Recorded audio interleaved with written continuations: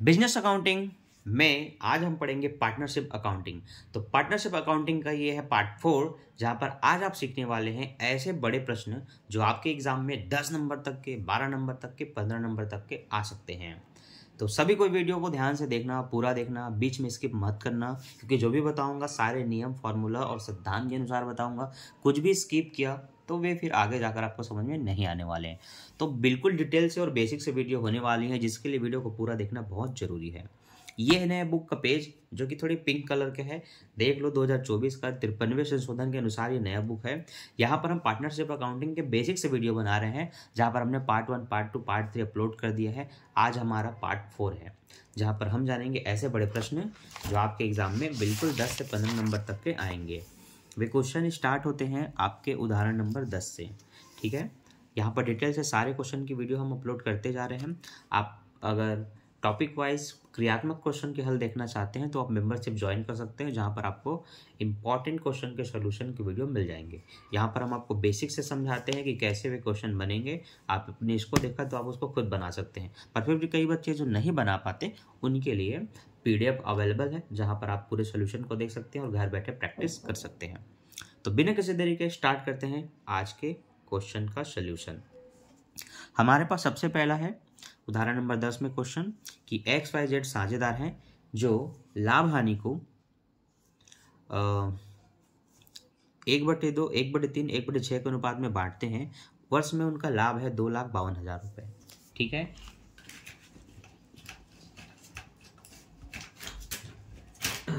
ठीक, पेन कहीं अटक गया था, आ गया हमारा पेन। ठीक है, देखो, इस वर्ष उनके पूंजी में जमा शेष है 3,76,000, 2,89,000, 1,52,000। पुस्तकें बंद करने के बाद यह ज्ञात होता है कि साझेदार के ठहराव के अनुसार 5% की दर से पूंजी पर ब्याज लगाना जाना है और वर्ष के दौरान 1,00,000 रुपये, 80,000 रुपये, 40,000 रुपये के उन्होंने आहरण किया, जिस पर ब्याज निकल चुका है 2,400, 1,900 और 1,200 रुपये। तो हमें संलेख के अनुसार संयोजित करने के लिए जनरल प्रविष्टि कीजिए तथा आवश्यक योजनाओं के लिए तालिका और पूंजी खाते दर्शाइए। ठीक है, पंजी प्रविष्टि मतलब कुछ बहुत बड़ा नहीं होगा। यहाँ पर एक विशेष मेथड का प्रयोग करके हम अभी छोटी सी पंजी प्रविष्टि करेंगे, जिसके बारे में डिटेल से हम इसे में समझ जाएंगे, बस ध्यान से देखना। इस प्रश्न में ना ओपनिंग पूंजी नहीं दी जाती। ओपनिंग पूंजी मतलब प्रारंभिक पूंजी जिस पर कोई भी ब्याज वगैरह कुछ भी नहीं लगा है, ये सब नहीं दिया जाता। इसीलिए ध्यान रखना किस तरह से आपको पूंजी निकालना है, वे आप अभी इसमें सीखेंगे। तो चलिए, सबसे पहले आप इस कॉलम को देखिए, इस फॉर्मेट को देखिए, जो कि है calculation of opening capital partners. ठीक है, यहाँ पर प्रारंभिक पूंजी निकालने के लिए सबसे पहले आपको जो भी जमा शेष पूंजी दी जाती है उसको लिखना है, जो कि आप प्रश्न में दे सकते हैं 3,76,000 और ये जो दिया हुआ है तीनों का XYZ का। तो XYZ के सामने कैपिटल ऑन 31 मार्च 2024 करके आप इस तरह से यहाँ पर लिख लेंगे। इसमें आपको आहरण को जोड़ना होता है, जो कि इनके प्रश्न में 1,80,000 से 40,000 रुपये का दिया हुआ है। इनको जोड़ने के बाद ये 4,76,000, ये 3,59,000 और 1,92,000 हो गया। इसमें से आप लाभ को इनके अनुपात में बांट के काटेंगे। लाभ था आपका 2,52,000 का।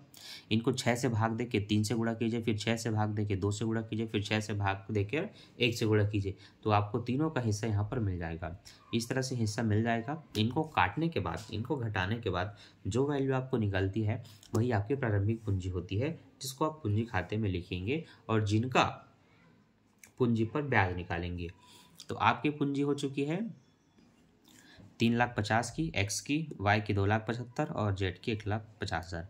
अगर इस पर 5% दर से ब्याज निकालें तो 15 पंचे 75, 750 नहीं 7,500 निकलेगा। इसका 5% लगभग 27,500 है। 27 का आधा कितना होता है? ठीक है, चलो कर लेना मल्टीप्लाई। कैलकुलेशन के लिए कैलकुलेटर निकाल के रखो। इसका 5% निकालो, इसका और इसका, और तीनों का 5% देखो आपके सामने यहाँ पर अवेलेबल है। अब आपका बन रहा है profit and loss appropriation account, जहाँ पर हिंदी में हम इसे कहते हैं लाभ हानि नियोजन खाता, 31 मार्च 2024 को समाप्त होने वाले वर्ष के लिए। यहाँ पर सबसे पहले लिखते हैं पूंजी पर ब्याज इंटरेस्ट ऑन कैपिटल XYZ का। बताया जा रहा है कि 3,50,000 का 5% निकाल रहे हैं तो 17,500 निकला। 2,75,000 का 5% निकाल रहे हैं तो 13,750 निकला, और 1,50,000 का 7,500 निकलेगा, जो कि पीछे यहाँ पर निकला हुआ है। ठीक है, और इसके बाद आपको क्रेडिट साइड में क्या लिखना होता है? लाभ और आहरण। तो यहाँ पर आहरण निहारण पर ब्याज लिखते हैं लाभ है आपका नेट प्रॉफिट 2,52,000 रुपये। आहरण पर ब्याज एक का 2400 है जो निकला हुआ है, और एक का आपका 1900, फिर 1200, तीनों को मिला के 5,500।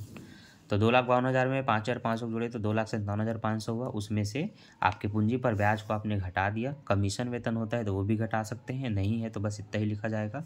टोटल अमाउंट से इसको घटाएंगे, जो बचेगा उसको इनके 1/6, 1/2, 1/3, 1/6 से भाग करके निकालेंगे। तो आपको इस तरह से निकलेगा, एक का निकलेगा 1,09,375, दूसरे का 72,917, तीसरे का 36,458। तीनों को टोटल करके यहाँ पर लिखेंगे, बन गया आपका profit and loss appropriation account. अब बन रहा है आपके पार्टनरशिप का कैपिटल अकाउंट, ठीक है, जिसको हम पूंजी खाता बोलते हैं। यहाँ सबसे पहले क्रेडिट साइड में इनकी पूंजी लिखनी होती है, जो आपने अभी घटाकर नया निकाला 3,50,000, 2,75,000 और 1,50,000 रुपये को। इसके बाद आपको लिखना होता है उसकी पूंजी पर ब्याज, जो कि आपने लाइन से निकाल लिया था 5% इसका और इसका और ये। इसके बाद profit and loss appropriation account में अगर आपको डेबिट साइड में हानि हुई है तो वे आप यहाँ पर क्रेडिट साइड में लिखते हैं, अगर क्रेडिट साइड में होता है तो इधर लिखते हैं ना। तो ये तीनों अमाउंट्स को हमने यहाँ पर बांट करके लिख लिया। टोटल कर लेंगे, इनके टोटल में डेबिट साइड में अब क्या आने वाला है वो समझ लो। यहाँ पर पहले आहरण आता है, फिर आहरण पर ब्याज आता है। तो आहरण है 1,80,000, 40,000 और ये उन पर ब्याज है। तो इनके टोटल अमाउंट में जैसे कि एक्स का टोटल है 4,76,875, उसमें से वे घटा देंगे 1,02,400, तो आपको मिल जाएगा उसका बैलेंस 3,74,475।